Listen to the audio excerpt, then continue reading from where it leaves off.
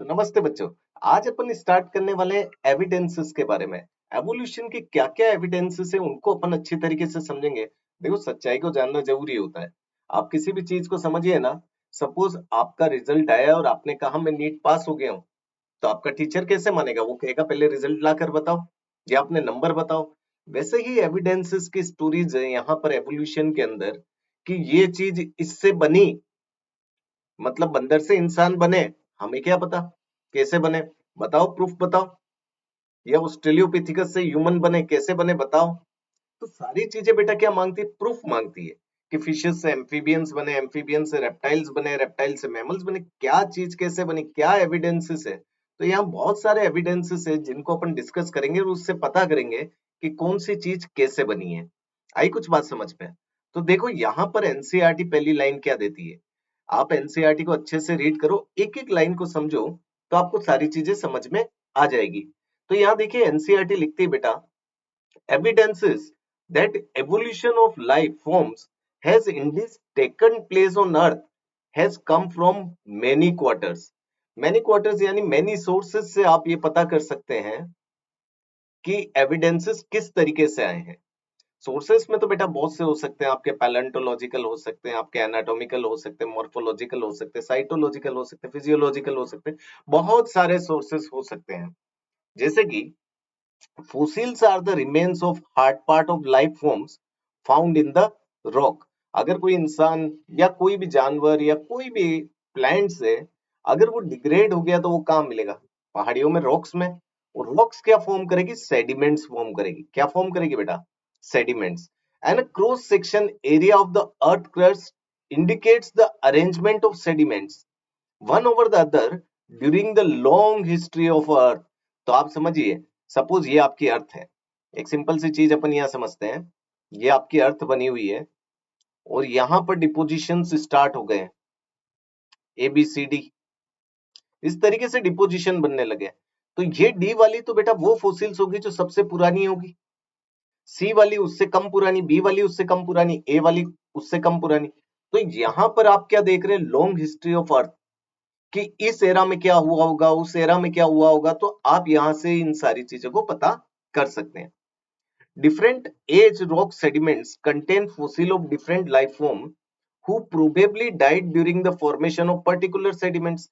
अभी मैंने यही बताया ना कि इस एराज में क्या बना होगा, इस एराज में क्या बना होगा। तो ये पर्टिकुलर एक सेडिमेंट्स आपको पता पड़ रहा है कि यहाँ पर इस एराज की फॉसिल्स है। कि अगर सपोज अपन इसको जुरासिक मानते हैं, जुरासिक एरिया, तो अगर ये जुरासिक एरा है, जुरासिक आपको देखने को मिल रहा है, पीरियड अगर आपको देखने को मिल रहा है, तो आप यहां पर समझिए यहाँ डायनासोर ही मिलेंगे या ह्यूमन तो मिलने से रहे। तो पर्टिकुलर सेडिमेंट्स में पर्टिकुलर फोसिल्स आपको देखने को मिलेगी। तो देखिए, different age rock sediments content fossils of different life form. बिल्कुल, यहाँ यहाँ आपको डायनासोर की मिल रही है, यहाँ कुछ और मैमल लाइक रेप्टाइल्स मिल जाएंगे। who probably died during the formation of particular sediments। जब बना होगा तभी वो खत्म हुए होंगे। Some of them appear similar to the modern organisms। ये तो देखो बेटा, सिमिलरिटीज तो आपको देखने को मिल सकती है। क्लियर? तो किसी सेडिमेंट्स में तो आपको इस टाइप के ऑर्गेनिजम्स देखने को मिले जो बिल्कुल आपके अभी जो प्रेजेंट है उनके सिमिलर है। और कुछ आपको रिप्रेजेंट कर रहे हैं extinct organism like dinosaur. Dinosaur आपने देखा ही होगा जो खत्म हो चुका है। तो इस तरीके से डिफरेंट डिफरेंट फोसिल्स की स्टडी की जाती है, डिफरेंट टेक्निक्स यूज होती है बेटा। इसमें कार्बन डेटिंग वगैरह यूज करते हैं, स्पिन रेजोनेंस टेक्निक यूज की जाती है, तो बहुत सारी चीजें होती है। A study of fossil in different sedimentary layer indicates the geological period in which they existed। तो ये तो मैंने आपको अभी बताया। स्टडी ऑफ फॉसिल से आपको ये पता चलेगा कि किस एराज में या किस एपोक में या किस पीरियड में वो पर्टिकुलर एनिमल पाया गया। Clear? The study shows that life form varied over time. बिल्कुल बेटा, टाइम के साथ चीजें बदली है, ये एवोल्यूशन बता रहा है। And certain life form are restricted to certain geological time span only. जैसे कि मैंने आपको डायनासोर की बताया, अब लिविंग डायनासोर तो आप कहां पर देखने जाओगे? वो पर्टिकुलर आपके ट्रायसिक, क्रिटेशियस और जुरासिक में ही देखने को मिला था। तो सर्टेन उसका वो हो गया ना वहां पर, रेस्ट्रिक्टेड टू उन्हीं एराज में आपको देखने को मिला। Hence new form of life have arisen at different times in the history of earth. तो ये तो हो गई होगा, नई फॉर्म्स बनी है। अगर अपन देखते हैं क्रिटेशियस के अंदर तो मैमल लाइक रेप्टाइल्स आपको देखने को मिल रहे थे। प्लिस्टोसिन में आपके ह्यूमन का एवोल्यूशन स्टार्ट हो गया। तो ये सब डिफरेंट डिफरेंट थिंग्स है बेटा, different different geographical time periods है, जियोलॉजिकल टाइम पीरियड्स है, जो आपको समझ में आने चाहिए।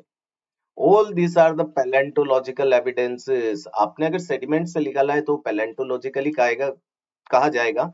और सबसे बेस्ट किसी फोसिल्स की स्टडी भी करनी है तो पैलेंटोलॉजी एक बेस्ट एविडेंस में से आता है। ये बात आप याद रखना, इस पर भी क्वेश्चन पूछ सकता है। So do you remember how the age of fossils are calculated? Carbon dating use होती है, बिल्कुल हमें पता है। Do you recollect the method of radio active dating and the principle behind the procedure? बिल्कुल हम कर सकते हैं, लेकिन बेटा ये पूछा नहीं जाता है, लेकिन थोड़ा सा आपको पता होना चाहिए। इलेक्ट्रॉन स्पिन रेजोनेंस सबसे अच्छी टेक्निक है, वो भी आप यहाँ पर मैं लिख देता हूँ। इलेक्ट्रॉन स्पिन रेजोनेंस वैसे पूछा नहीं जाएगा आपसे ये। वो कार्बन डेटिंग एक टेक्निक है।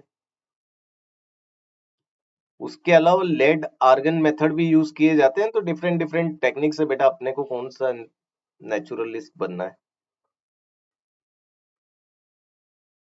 आर्कियोलॉजिस्ट तो बनना नहीं है, डॉक्टर बनना है। तो डॉक्टर के लिए थोड़ी थोड़ी चीजें अपने को ध्यान में होनी चाहिए। आई बात कुछ समझ में? अब देखिए कुछ एविडेंस में एम्ब्रियोलॉजिकल बात करते हैं अपन। Embryological support for evolution was proposed by Ernest Haeckel. किसने दिया था?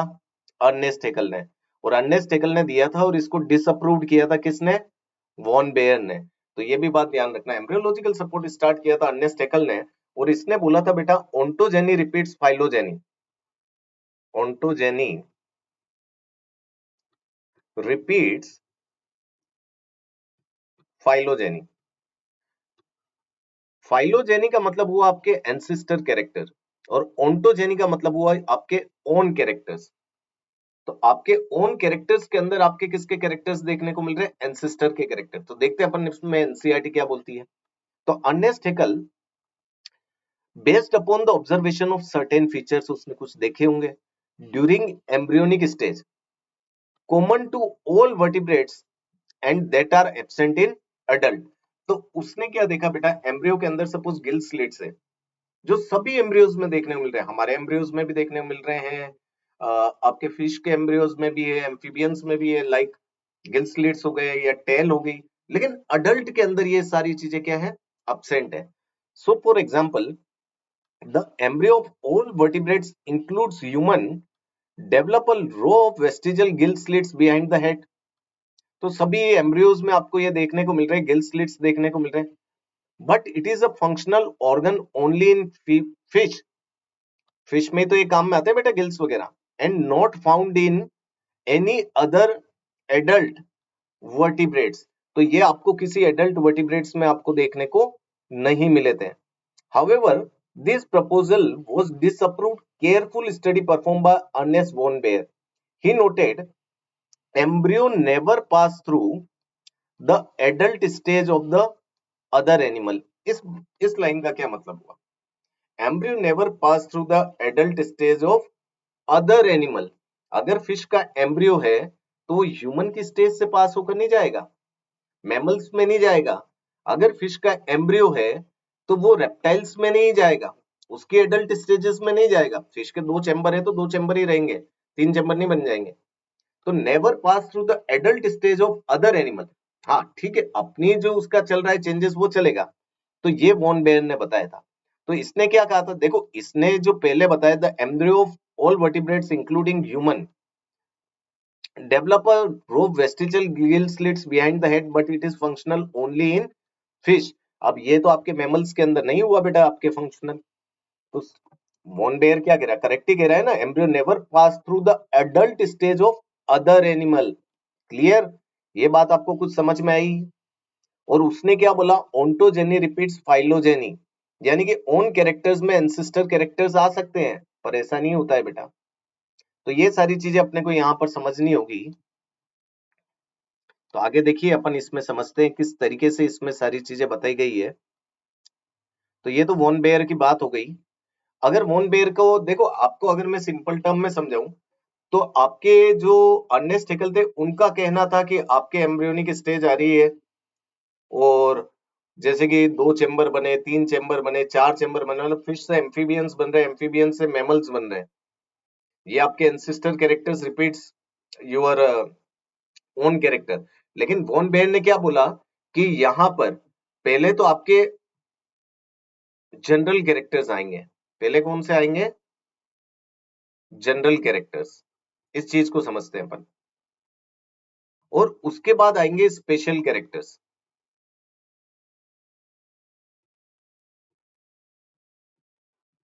मतलब एक सिंपल सी चीज है बेटा, अपने अंदर कार्पल्स है, मेटाकार्पल्स है, फैलेंजेस है, सारी चीजें आपको पता ही है ना, ये अपनी लिम्स की बोन्स है। तो ये आपके बर्ड्स के अंदर तो बेटा फोर लिम्स क्या मॉडिफाइड हो जाएगा, विंग्स में ये इसका स्पेशल कैरेक्टर्स हो गया। जनरल कैरेक्टर्स में तो आपके पास में भी है, लेकिन आपके जो बने वो फोर लिम्स बने, आपके चलने में मदद कर रहे हैं, उसके उड़ने में मदद कर रहे हैं। तो वॉन बेयर ये एम्ब्रियोलॉजी का फादर ही समझो आप इसको, जिसने सारी चीजों को बहुत अच्छे से समझाया कि पहले कैरेक्टर्स आएंगे जनरल कैरेक्टर, फिर आएंगे special characters. Is it clear? ऐसे नहीं कि एंसिस्टर कैरेक्टर्स है वो आपके ओन कैरेक्टर्स में डेवलप हो रहे हैं, ऐसा कुछ भी नहीं चलेगा। क्लियर? उसके बाद देखिए, comparative anatomy and morphology shows similarities and differences among the organisms of today and those that existed year ago।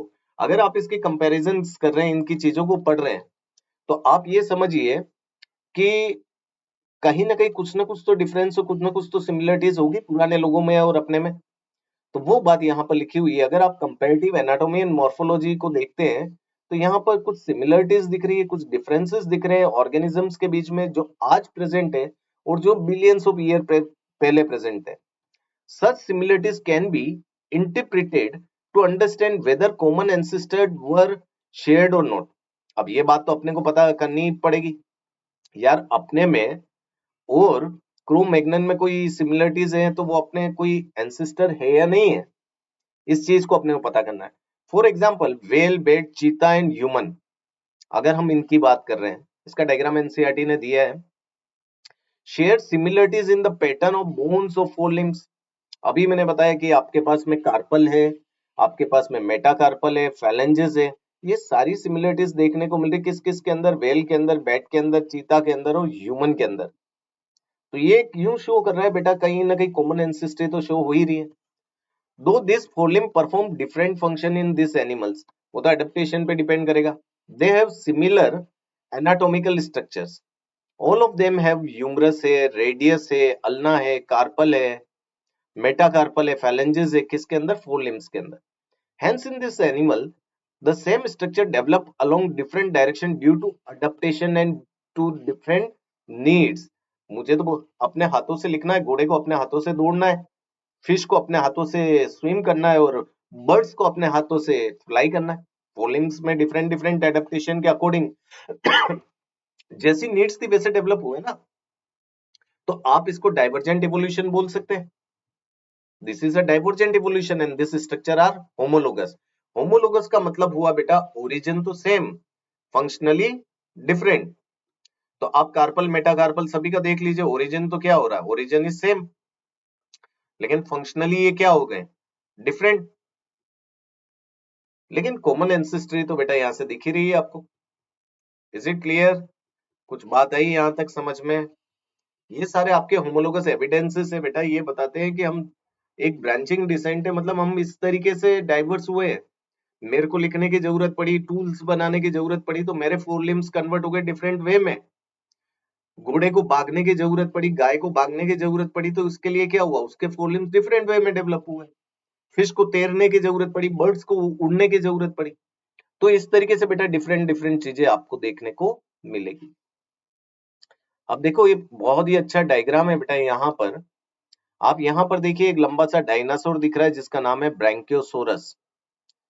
यहीं से एक लिनिएज बन रही है जिसमें आपको स्टिगोसोरस देखने को मिल रहा है, और स्टिगोसोरस से आपको ट्राइसेराटोप्स देखने को मिल रहा है, टायरेनोसोरस देखने को मिल रहा है, और ब्रांकियोसोरस से आपको आर्कियोप्टेरिक्स, क्रोकोडायन और टेरेनोडन देखने को मिल रहा है।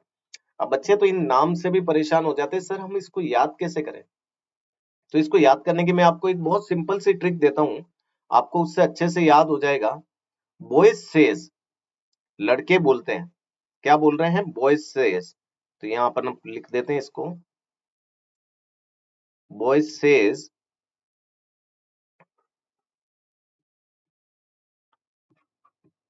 तो बॉयज का क्या हो गया? ब्रैंकियोसोरस। सेज का क्या हो गया? स्टिगोसोरस। अब क्रोकोडाइल पेट, किसको पेट बनाया है बेटा? क्रोकोडाइल। अब हम क्रोकोडाइल पालेंगे। गर्ल सेज, इसको अपने को साइड में लिख लीजिए और यहाँ लिख लीजिए टाटा। लड़कियों ने कहा बाय बाय। अरे यार, क्रोकोडाइल पालोगे तो लड़के कहां से रहेगी आपके साथ में?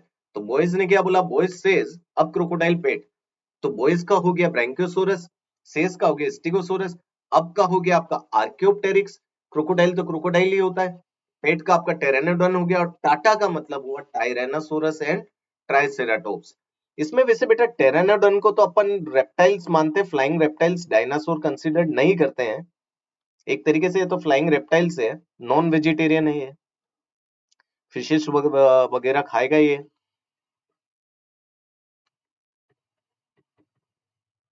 और इन सारे डायनासोर्स में जो नॉन वेजिटेरियन है वो है आपका टायरेनोसोरस। 20 फीट लंबा है ये, डैगर टिथ है इसके बहुत जोरदार। तो ये आपका नॉन वेजिटेरियन है, ये थोड़ा सा ध्यान रखना आप। बाकी जितने भी दिख रहे हैं बेटा डायनासोर बहुत ज्यादा खतरनाक नहीं थे, ये सारे वेजिटेरियन है। ये वाला देख लो आप, स्टिगोसोरस में ये कॉम्प्लेट्स देख लो। कोई पूछ ले आपको कॉम्प्लेट्स वाला कौन सा है, तो आपका स्टिगोसेरस है ये वाला। तो ये अपने को थोड़ा सा पता होना चाहिए। 3 हॉर्न लाइक स्ट्रक्चर कहाँ देखने को मिल रहे हैं? तो ट्राइसेराटोप्स में देखने को मिल रहे हैं। सबसे लंबा आपका टायरेनोसोरस जो यहाँ 20 फीट लंबा आपको देखने को मिल रहा है। तो इस तरीके से एवोल्यूशन है बेटा। ये ट्रिक आई कि नहीं समझ में? बॉयज सेज, अब क्रोकोडाइल पेट, बॉयज का हुआ ब्रैंकियोसोरस, सेज का स्टिगोसोरस, अब का हुआ आर्कियोप्टेरिक्स। आर्कियोप्टेरिक्स से कनेक्टिव लिंक्स है आपके बर्ड्स और रेप्टाइल्स के बीच में। फिर आपका क्रोकोडाइल हो गया, और आर्कियोप्टेरिक्स आपका एक्सटेंट भी हो चुका है, ये भी ध्यान रखना। टेरेनोडन आ गया पेट का, और टाटा का हो गया आपका टायरेनोसोरस एंड ट्राइसेराटोप्स। हुई ना एनसीईआरटी सिंपल। इस डायग्राम की ट्रिक आप लिख लीजिए और देखिए, मैं आपको 100% गारंटी देता हूं कि आपको ये एग्जांपल्स याद हो जाएंगे। बॉयज सेज अब क्रोकोडाइल पेट, गर्ल सेज टाटा। तो ये बात आई आपको बच्चा समझ में? काफी सिंपल चीज है बेटा, आप आराम से इसको याद कर सकते हैं, केवल आपको 2 मिनट अपनी लाइफ के लगाने हैं। क्लियर? यहाँ देखिए एक्सिलरी बर्ड से क्या अराइज हो रहा है, ये एक्सिलरी बर्ड्स है। तो यहाँ तो एक्सिलरी बर्ड से थोन आ रहे हैं, और यहाँ एक्सिलरी बर्ड से टेंड्रिल आ रहे हैं। कुकुर बेटा बेटा दूसरे पेड़ के ऊपर अपने टेंड्रिल डाल के इस तरीके से ग्रो होता रहेगा, और ये थोन इसको प्रोटेक्शन देंगे बोगनविलिया को। और अभी मैंने आपको बताया था, ये देखिए आप बोन्स देखिए, ये ह्यूमरस हो गई, रेडियस हो गई, अल्ना हो गई, ये सारे कार्पल्स हो गए, और ये मेटाकार्पल्स हो गए, मतलब कार्पल्स ऊपर हो गए, उसके नीचे मेटाकार्पल्स हो गए, और ये आपकी फैलेंजेस हो गई, यहाँ से ये फैलेंजेस हो गई, और ये सारे मेटाकार्पल्स हो गए। ये इसमें भी है, चीता में भी है, व्हेल में भी है, और बेट में भी है। बेट को तो जाकर पेड़ पर उल्टा लटकना है, तो उसने अपने आप को इस तरीके से अडेप्ट किया। व्हेल को स्विम करना है, तो उसने अपने आप को अडेप्ट किया। चीता अपने हिसाब से अडेप्ट होगा, फास्ट भागना है, उसको शिकार ढूंढना है। और मैन अपने आप को अडेप्ट कर रहा है, क्योंकि उसको भी बहुत सारे हैंडी वर्क्स करने हैं। Is it clear? ये सारी होमोलॉगी है बेटा। और होमोलॉगी क्या इंडिकेट कर रही है? Homology indicates common ancestry. हम सभी का एक ही फादर है, इसी तरीके से हम इवोल्व हुए हैं। Other examples are vertebrates, hearts and brain, ये भी आपके इसी में आते हैं। होमोलॉगी के अंदर किसी के अंदर 2 चैम्बर, 3 चैम्बर, 4 चैम्बर, तो ओरिजिन तो सिमिलर हो गया, फंक्शनल डिफरेंट। कोई डीऑक्सीजनेटेड ब्लड ले जा रहा है, कोई ऑक्सीजनेटेड ले जा रहा है। प्लांट आल्सो, द थोन एंड टेंड्रिल ऑफ बोगनविलिया, जो अभी मैंने आपको बताया कि बोगनविलिया के थोन हो गए, टेंड्रिल ऑफ योर कुकुर बीटा रिप्रेजेंट होमोलॉगी। तो ये बात तो बेटा हम लोगों को आराम से अच्छे से समझ में आई। Homology is based on the divergent evolution. Divergent ही हुआ ना यहाँ पर, तो कन्वर्जेंट तो हुआ नहीं। एक पॉइंट से स्टार्ट हुए और अपन डिफरेंट डिफरेंट पॉइंट्स पर गए, सिंगल पॉइंट से स्टार्ट हुए, डिफरेंट डिफरेंट पॉइंट्स पर चले गए।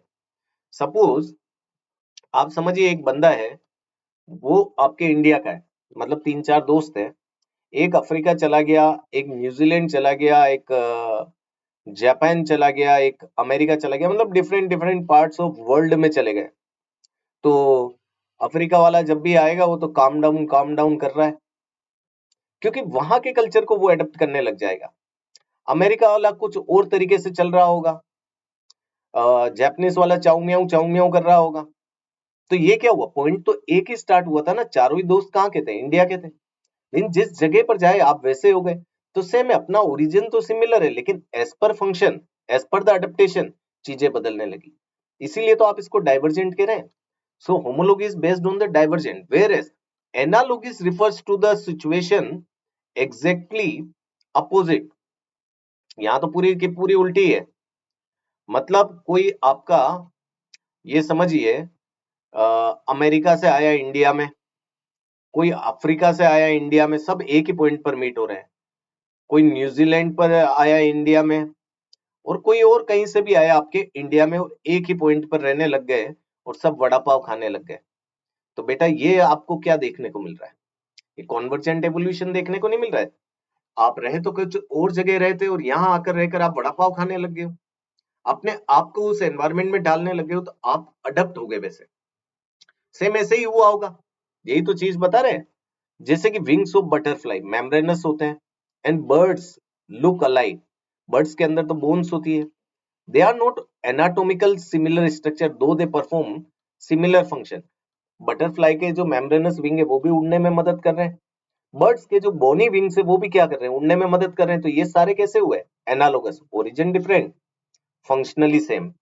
सो analogous structure are the result of the convergent, converge हो गए ना बेटा एक पॉइंट पर, ये देखिए आप सारे एक पॉइंट पर कन्वर्ज हो गए। तो ये कन्वर्जेंट एवोल्यूशन हो गया, different structure evolving for the same function and hence have similarities. तो यही एनालॉजी होती है बेटा। Other example of analogy are the eye of octopus and mammals, दोनों का ओरिजिन डिफरेंट है लेकिन देखने में काम में आ रही है। और flipper of penguin, penguin bird है, डॉल्फिन मैमल है, दोनों ही तैरने में काम में आ रही है। Origin different, functionally same.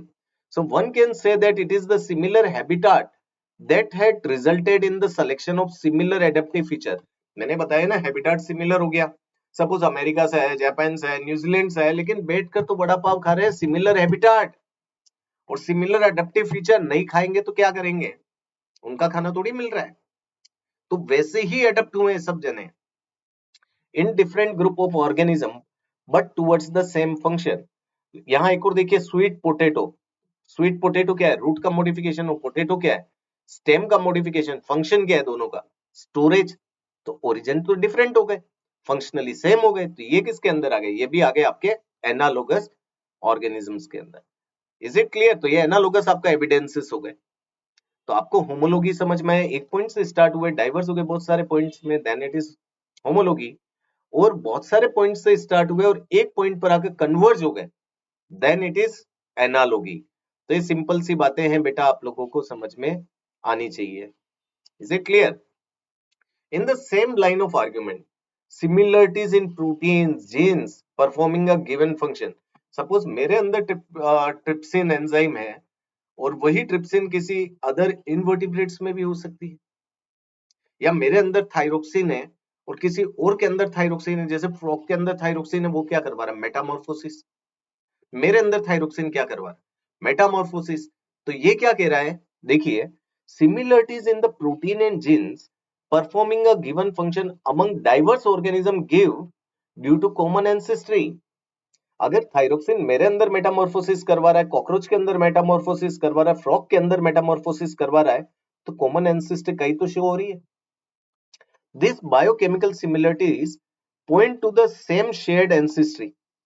वही बता रहे हैं, ancestry सेम सेम है। As structural similarities among diverse organisms, अब फ्रॉगर में सिमिलर तो होनी, लेकिन फंक्शनली क्या हो रही है, चीजें सेम है। So men had bred selected plants and animals for agriculture। करते ही पालते ही अपन गाय भैंस बकरी, हॉर्टिकल्चर या स्पोर्ट्स के लिए या सिक्योरिटी के लिए कुत्ते वगैरह भी पालते हैं। Man has domesticated many wild animals and the crop. कि ये देखो, इंसान का अपना ब्रेन है, This intensive breeding program have created breed that differ from the other breeds. जैसे कि आपने डॉग्स की देखी होगी, तरह तरह की ब्रीड्स बनने लगी। पहले तो बहुत कम देखने को मिलती है, आजकल तो बहुत तरह तरह के कुत्ते रखे हुए हैं। Clear? But still are of same group. Group तो सेम ही हुआ ना, अपने उसमें बस मॉडिफिकेशन हुए उसके अंदर। So it is argued that if within 100 of years, ये तो बेटा सालों की बात है, अपन कहाँ कुत्ते पालते थे। क्लियर? लेकिन कुत्ते पालने लगे सालों से, तो man could create new breeds. तो मैन नई ब्रीड्स बना सकता है, तो मिलियंस ऑफ ईयर में क्या नेचर नहीं बना पाएगा? यही बात तो एवोल्यूशन में बताई जा रही है सारी चीजें। आई कुछ बात समझ में? तो ये सिंपल सिंपल सी एनसीईआरटी की लाइनें हैं जो आपको समझनी है। हर वर्ड्स को ध्यान से पढ़िए, आपको सारी चीजें अच्छे से समझ में आएगी। वो ट्रिक्स मैं आपको दे ही रहा हूं, जिससे आपकी ये सिंपल होती जाएगी। Another interesting observation supporting evolution by natural selection came from England. अब देखिए इंग्लैंड में क्या था, इंडस्ट्रियलाइजेशन हुए थे। मतलब देखो मॉडिफाइड लोग थे, पैसा वैसा था, अपने सोने को लूट कर ले गए थे, तो कुछ तो करेंगे। In a collection of moth made in 1850s, 1850 में जब इंडस्ट्रियलाइजेशन नहीं था, it was observed that there was more white wing moth on the trees then the dark wing और मेलेनाइज। सपोज बेटा एक सिंपल सी बात है, ये पेड़ है, दिस इज योर ट्री। अब यहां पर आपको व्हाइट वाले नजर आ रहे हैं। क्यों नजर आ रहे हैं? क्योंकि यहाँ पर लाइकन प्रेजेंट है। लाइकन क्यों प्रेजेंट है बेटा? ये पोल्यूशन इंडिकेटर्स है। अगर आपके सल्फर डाइऑक्साइड या इंडस्ट्री से जो गैसेस निकल रहे, मेनली सल्फर के पोल्यूशन से लाइकन तो गायब हो जाता है। लेकिन यहाँ लाइकन प्रेजेंट है, तो उसके व्हाइट बैकग्राउंड में ये व्हाइट मोथ क्या हो जाते थे? छिप जाते थे। तो प्रीडेटर्स इनको ढूंढ नहीं पाते थे, बर्ड्स इनको ढूंढ नहीं पाती थी, तो इनको पिकअप नहीं कर पाती थी, इनको खा नहीं पाती थी। कुछ आ रही है बात समझ में? लेकिन जैसे ही इंडस्ट्रियलाइजेशन आया, ये कलर ब्लैक हो गया, तो ब्लैक कलर में तो व्हाइट वाले दिखने लग जाएंगे। तो फिर क्या होगा कि यहां पर सर्वाइवल मेलेनाइज का ज्यादा हो जाएगा। क्लियर? सो इस तरीके से बेटा चीजें हुई है, ये नेचर इसी तरीके से सेलेक्ट करता है बेटा।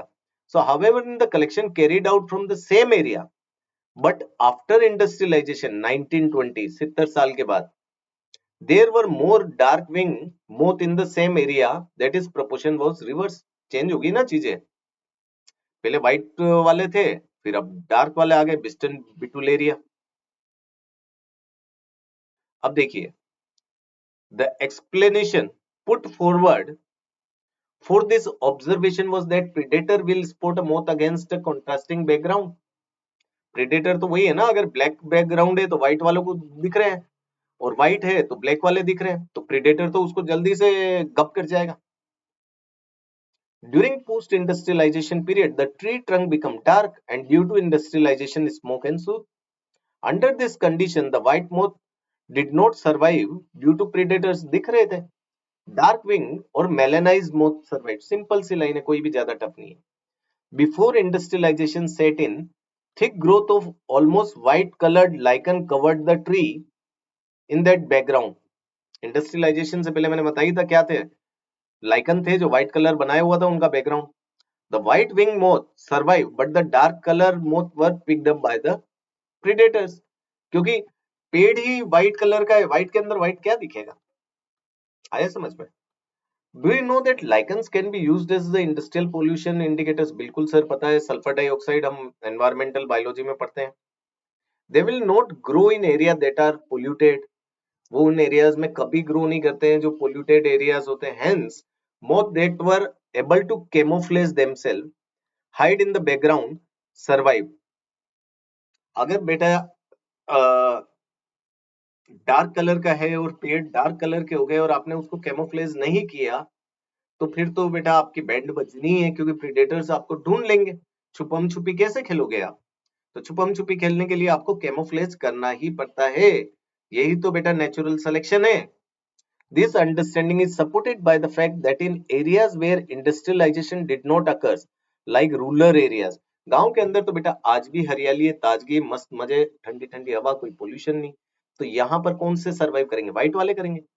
The count of melanic moth was low. This shows that in mixed population, those that can adapt survive and increase in population size. Simple सी बात है, जो एडेप्टेशन को अडप्ट कर लेगा वो सर्वाइव करेगा। लेकिन इस बात को याद रखना है, no variant is completely wiped out. ऐसा नहीं कि व्हाइट है तो पूरे ब्लैक गायब हो गए, थोड़े बहुत ब्लैक तो होंगे ना, तभी तो नेक्स्ट जनरेशन में आपको देखने को मिलेंगे, उनकी रिप्रोडक्शन जो बढ़ेंगे जब आप इंडस्ट्रियलाइजेशन लाओगे। क्लियर? तो पूरी के पूरी तरीके से खत्म नहीं हुए थे, लेकिन काफी जनरेशन बेटा वो हो गई थी। अब ये देखिए आप, ये बड़ी खतरनाक चीज है बेटा एनसीईआरटी की। Excess use of herbicides, pesticides have resulted in selection of resistance variety in a much lesser time scale।